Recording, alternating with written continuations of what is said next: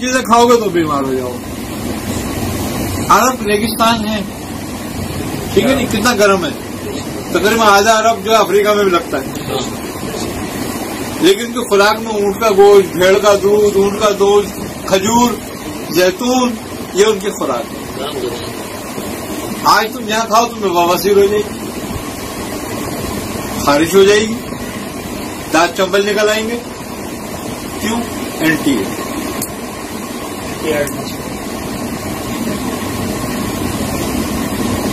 ایسا سمجھو بات. اب ہمارے یہاں ایک نیا سسٹم چل پڑا کہ وہ نیٹ سے اس سے معلومات ہوتے وہ کہہ رہے ہیں جی 2 چمچ ریفائنڈ زیتون روزانہ پیو. صبح نہار منہ پیو، رات کو سو جاؤ پیو. کائے کے لیے؟ شوگر کے لیے.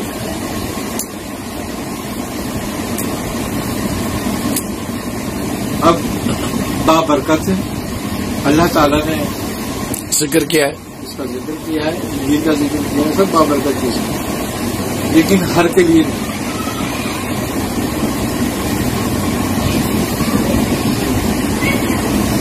قرآن کو کس زبان میں اتارا؟ عربی. کہاں اتارا؟ عرب. تو پھر اس کو تو ہندی میں بھی ہونا چاہیے تھا، اس کو تو انگلش میں بھی اترنا چاہیے تھا، کیونکہ دعوت عالمگیر تھی نا اس کی. تو پہلا صرف عربی میں اتارا. کیوں اتارا صرف عربی میں؟ کہ سرکار عربی تھے اور آپ کا جو ماحول تھا وہ سب عرب کا تھا، انہی کی زبان میں اتارا.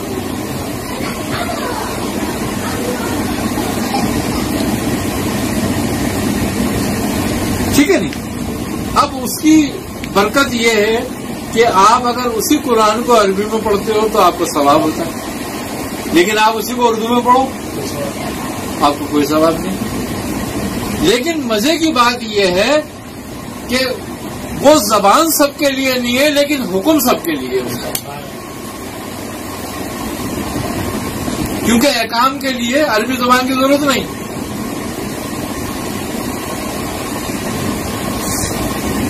وہ سب کے لیے الگ الگ. قرآن نے مزے کی بات یہ ہے کہ صدر ڈھانپنے کا ذکر کیا اور نبی کریم صلی اللہ علیہ وسلم نے کپڑے پہننے کا طریقہ بتایا کہ کہاں سے کہاں تک پہننے چاہیے تمہیں. لیکن آپ نے یہ قید نہیں لگائی کہ یہ پاجامہ اگر تم نے نہیں پہنا تمہاری نماز نہیں ہوگی،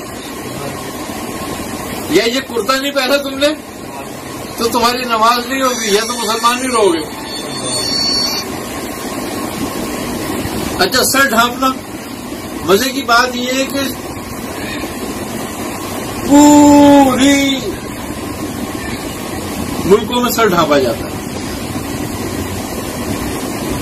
جتنی بھی دنیا ہے سب میں سر ڈھانپا جاتا ہے. اسلام نے ایک خاص سر ڈھانپنے کا طریقہ بتایا اور وہ طریقہ آج جدید سائنس کیا کہتی ہے، اس طریقے کو کہتے ہیں سب سے بہترین طریقہ ہے امامہ باندھ کے سر ڈھانپنے کا. کیوں؟ کہ ہر چیز پورا جسم تمہارا ٹھنڈا رہتا ہے، اس کو گرم سرد نہیں لگتا.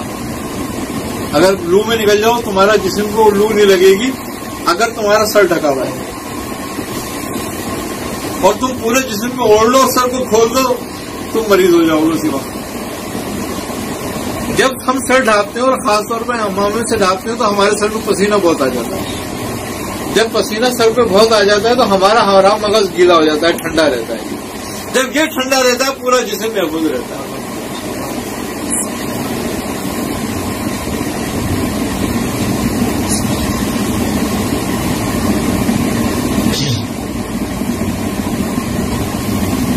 تو ہر چیز اپنے کلائمیٹ کے ساتھ ہے کہ کہاں کا لباس کیسا ہے، کہاں کا لباس کیسا ہے، کہاں کا کھانا ایسا ہے. اب لوگ کہتے ہیں کہ وہ جو غذا ہے وہ صحرائی علاقوں کی ہے. اب ہم سمندری علاقے میں رہتے ہیں تو ہماری غذا میں فاسٹ فوڈ کے بجائے سی فوڈ ہونا چاہیے.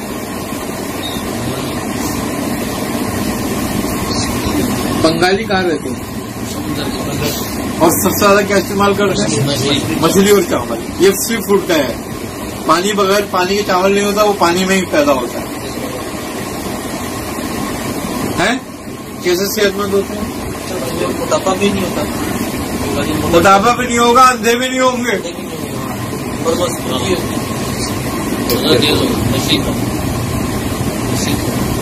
کیونکہ وہ اپنی فطرت کے مطابق کھانا کھانا.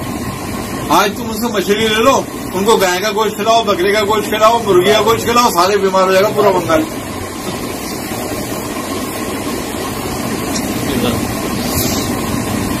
ہم رہتے ہیں سمندر کے ساتھ اور ہم کھاتے ہیں گائے کا گوشت,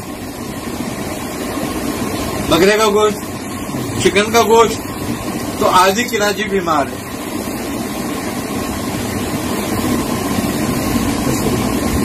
آج بھی جو لوگ کچھی وغیرہ ہیں, جو اس کے کنارے پہ رہتے ہیں, سمندر کے پاس رہتے ہیں, وہ مچھلی ان کی غذا میں, چاول ان کی غذا میں, دیکھو صحت مند ہے. ہاں, ہر چیز اپنے حساب سے.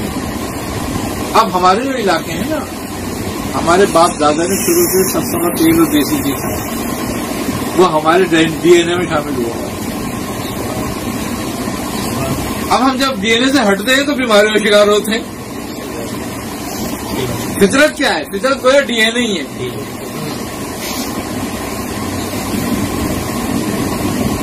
جو تمہارے والد میں خاصیت ہوگی وہ تم میں ہوگی, جینس میں وہی آتی ہے. جینس میں وہی آتی ہے.